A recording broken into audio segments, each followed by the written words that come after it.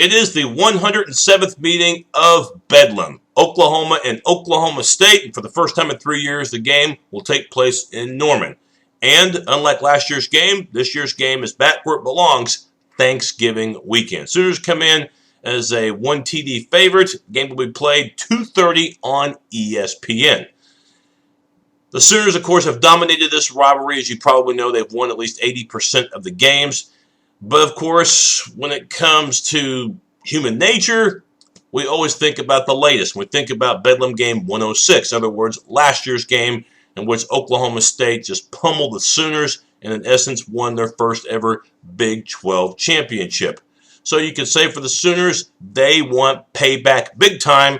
And also, too, this game's important because the Sooners still have a shot at the Big 12 championship. Still some other things need to happen in order for the Sooners to become Big 12 champions outright, but it won't happen at all if they lose to the Cowboys on Saturday. So this game is pretty important, to say the least, not just for state bragging rights, but also, too, because of the overall Big 12 picture. Before we break this game down between OU and OSU, a couple of things about the Sooners. First of all, as far as the injury reports, not good news at all for the offensive line, which seems to have really been plagued with injury even before the season started with the injuries to both Hayburn and Evans. Well, now you can add Darrell Williams to the list. Williams will not play this week, injured last week pretty early in the West Virginia game. He was a starting left tackle.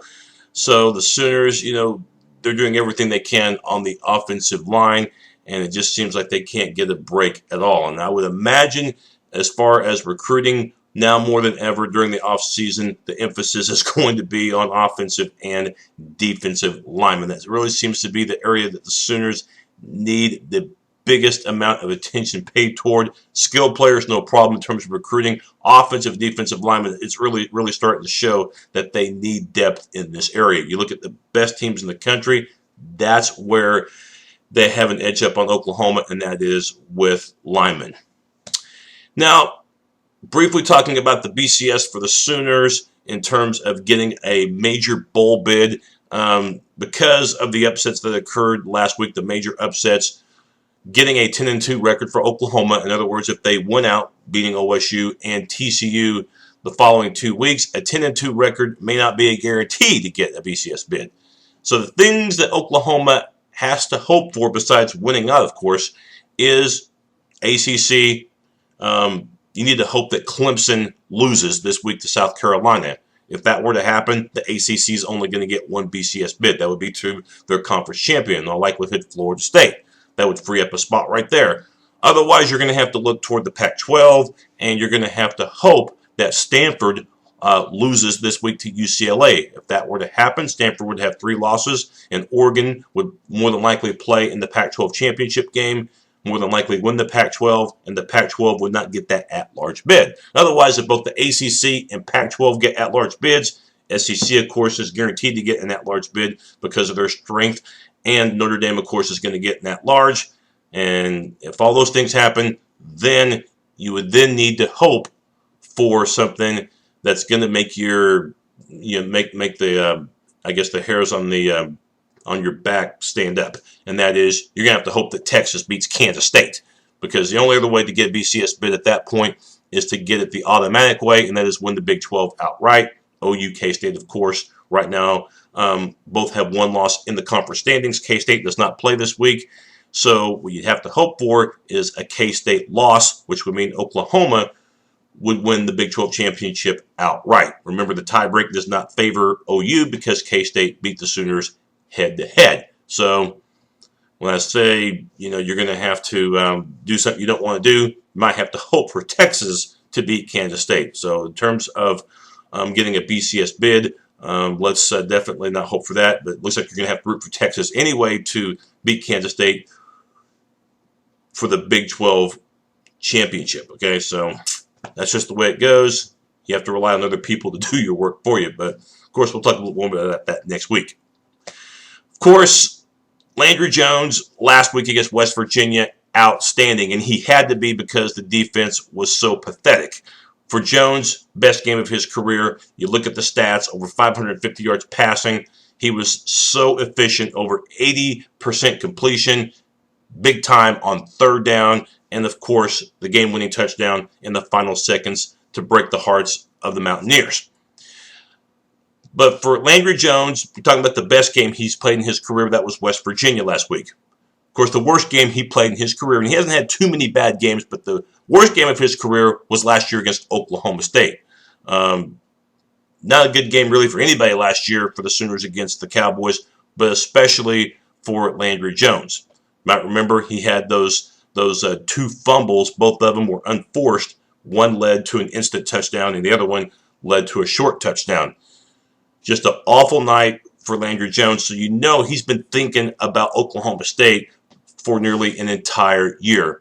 For him, this is not just a game. It is personal because he wants to close out his career, his final game ever against Oklahoma State. What a great way to do that at home than to get a measure of revenge against the Cowboys. Oklahoma State's defense, you might remember last year they led the country in takeaway margin. This year, it's not the same Oklahoma State defense in that aspect, okay? Is it a bad Oklahoma State defense? I wouldn't say it's bad at all. In fact, they've played better the second half of the season than they did the first, especially with the front seven. The first half of the season, Oklahoma State, boy, they look bad against Arizona and definitely against Texas. And they lost both those games. But lately, Oklahoma State's defense has picked it up. For example, this past week, they contained a good Texas Tech offense. We saw them do good things against TCU, and we saw them against Iowa State hold their own, only giving up one offensive touchdown in that game. All three of those games, by the way, were wins. And when the Oklahoma State offense struggled like crazy at Kansas, it was the Oklahoma State defense that carried the team, and they won the game thanks to the defense. Again, it's not like last year's defense where they were able to force turnovers and sometimes score off turnovers. This year's defense hasn't been able to do that, but they have played better, in my opinion, as the season's gone along. They did have the bad game against Kansas State, but in that game, the Cowboys gave up touchdowns offensively, defensively, and special teams, so it just wasn't one area. I think Oklahoma is going to have a lot of offensive success in this game, much more than last year. But they're not going to be playing against the West Virginia defense, which gave them incredible cushion as far as the receiving core goes. So, for Landry Jones, the big thing is, it's just like last week we talked about on the weekly matchup show. Don't force it, and also to take advantage of the running backs as far as throwing to them as well. Use Millard out of the backfield, and also to use Damian Williams out of the backfield as far as throwing it to. We'll see how the Oklahoma ground game does as well. It seemed like West Virginia was really focused on trying to stop the Oklahoma ground game, which they did. I'll be curious to see what OSU's philosophy is with that front seven with Bill Young's defense, as far as if they try to make OU one-dimensional, or we'll see what other angle they take. But I do think Oklahoma will have a pretty good game offensively.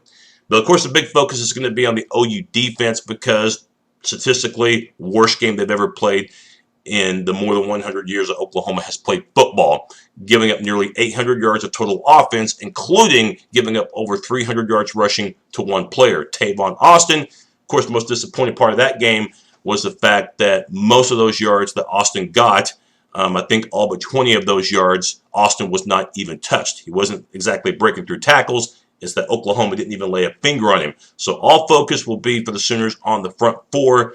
The defensive line, which at times, like in the Texas game, for example, looked darn good, but they've had their moments too where they've looked flat out bad as well. And this past week was the prime example of that. So for the front four, for those defensive ends in particular, you better be ready, because it doesn't matter who Oklahoma State puts at quarterback, whether it's J.W. Walsh or the other backup, Clint Shelf. Those guys have held their own this year, when Wes Lunt was injured. So the Oklahoma State quarterbacking area, these guys aren't exactly Brandon Whedon, but they've played well. Of course, the ground game's good for Oklahoma State. Joseph Randall leads the Big 12 in rushing, and Josh Stewart is an emerging star at wideout. So I don't think Oklahoma's going to be able to shut these guys down, but the big thing for this Oklahoma team is the fact that, for them, this is a shot at redemption. Mike Stoops, the Stoops brothers, if you look at Bob Stoops' track record, okay, look at his track record, and when one area of their team has had a bad game, the next week they play a lot better. And that's not to say that Oklahoma State's going to get shut down in this game, but I would have a hard time believing that Oklahoma is going to get gouged left and right again like they did last week. So for the Sooners, I would expect them to make adjustments, and hopefully we can see some containment, and hopefully we can see some forced turnovers in this game. But the front four, that's where Oklahoma is going to win or lose this game. My final thoughts on this game: don't expect 3-3. Don't expect 10-3. Expect a lot of points Thanksgiving weekend in this ball game. I think Oklahoma State is going to give themselves a legitimate shot at winning, but I think in the end, it'll be Landry Jones and company getting the job done in what's going to be a pinball-like game. I think both offenses will have tremendous success, and I think Oklahoma, with the home field advantage and the fact that they remember what happened last year in Stillwater, and also they remember what happened last week against West Virginia, I think the defense is going to show some pride. And I do think, even though they'll give up, they're going to, Oklahoma State's going to get some points in this game. Okay, let's not kid ourselves. But I think in the fourth quarter, we're going to see Oklahoma, maybe call it a little bit of wishful thinking on my part, but we're going to see Oklahoma make some plays down the stretch, and we're going to see them get out with a victory in Bedlam. I'm going to go 42-38. Going to be a lot of points, and I think OSU covers the spread because I think their offense is terrific. But I think OU's offense is terrific as well, and I do think home field advantage in this case gives OU just a little bit in this game.